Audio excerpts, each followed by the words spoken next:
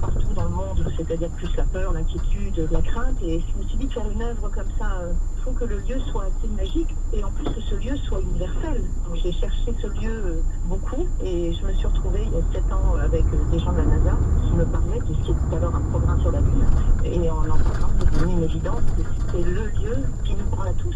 Sur votre œuvre, il y aura des empreintes de mains également, des mains d'hommes, de femmes du monde entier, plusieurs milliers. Ah oui, de 1 million. Il y a un conteneur qui se promène dans quelques mondes et qui recueille des empreintes. Et puis j'espère faire au même moment ces mêmes mains à taille réelle sur une œuvre terrestre qui reliera ces deux mondes. Alors la maquette qui va arriver dans les prochaines heures sur l'ISS, les astronautes actuellement à bord vont travailler dessus, peut-être même le français Thomas Pesquet. Eh bien j'espère, je ne sais pas encore quel jour elle sera déployée et quels sont les astronautes. Alors c'est très occupé, mais peut-être que ce sera le mien en tout cas.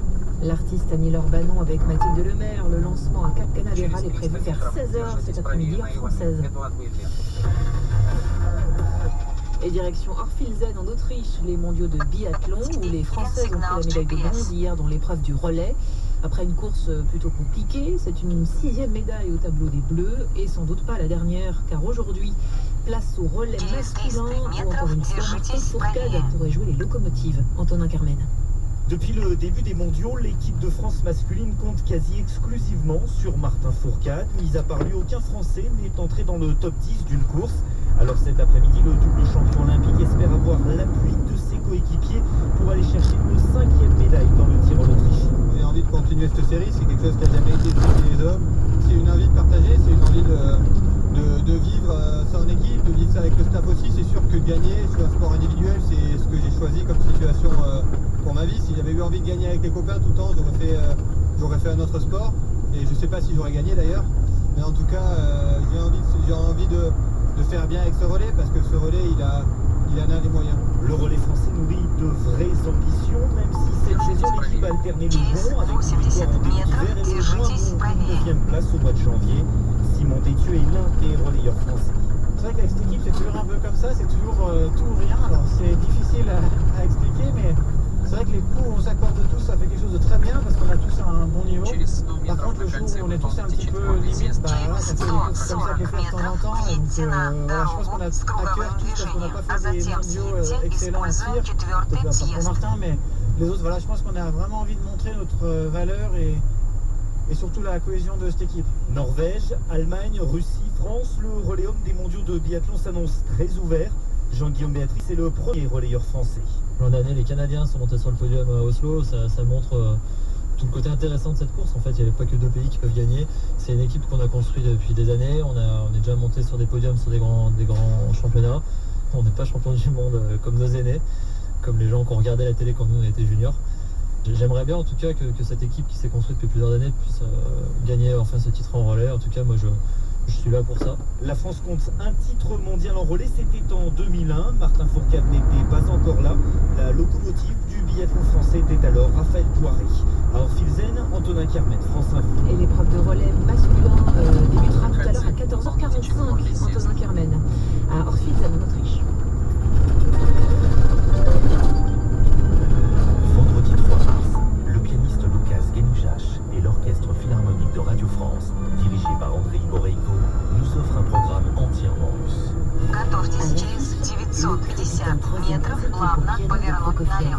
La Belle au bois dormant de Tchaïkovski et de Valentin Silberstrov, la mystérieuse 7e symphonie. Vendredi 3 mars, à 20h, à l'auditorium de la Maison de la Radio. Réservation maisondelaradio.fr. France Info. 10h, 14h. Lucie Barbarin. Et dans un instant, la chronique des retardataires. 2 expos à voir ce week-end avant qu'il ne soit trop tard à Valenciennes et à Paris. Bienvenue à tous. Belle journée, les midi 20, l'info avec Laurent Sénéchal. Journée noire sur les routes des Alpes, c'est la fin des vacances pour les Parisiens, les Toulousains, les Montpelliérains. Ça commence pour les Bordelais et les Lyonnais. La circulation doit rester chargée dans les grands axes jusqu'à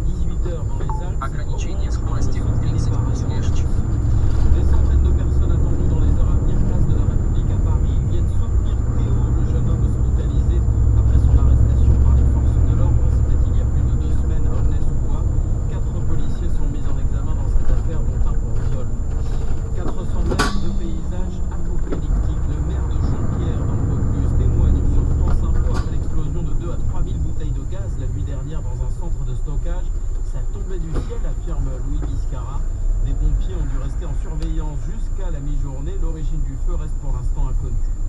Le maintien de François Fillon est une folie pour la droite, selon Henri Guénaud, le candidat à la présidentielle.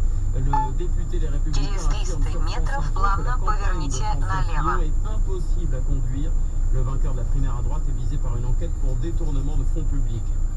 L'engagement des États-Unis au sein de l'OTAN est inébranlable. Le vice-président américain Mike Pence est à Munich en Allemagne pour une conférence sur la sécurité.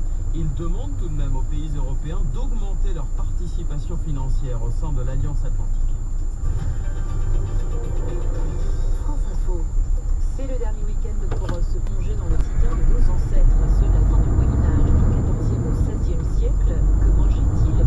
Comment cuisinaient-ils? Et que jetaient-ils? Vous saurez tout grâce à l'exposition Merci pour les restes. Au musée des Beaux-Arts, vous découvrirez le travail des archéologues à partir de dépotoirs médiévaux, une source inépuisable d'informations. En fait, on déposait un peu tout. On parle du dépotoir, on parle de la latrine, à l'arrière de la maison, qui pouvait aussi bien être considéré comme une chose plaisante, mais également tous les déchets que l'on ne souhaitait plus conserver. Lorsque la mode changeait, on jetait les céramiques. Et puis également tout ce que l'organisme humain ne peut pas digérer, donc les céréales, donc l'enveloppe de la céréale que les archéologues retrouvent, des noyaux de cerises, des noyaux d'olive, de dattes.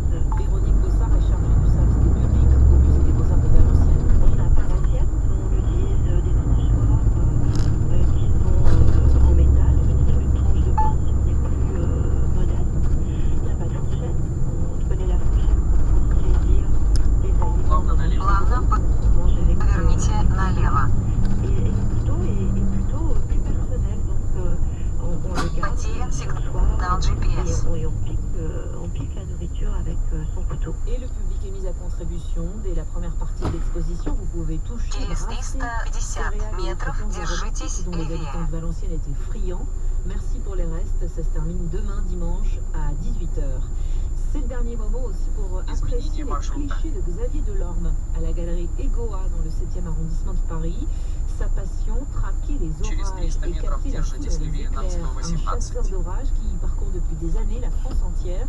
Et le résultat est magique, comme explique Nathalie Atlan-Landaburu, la responsable de la galerie. La technique de pose longue permet de capter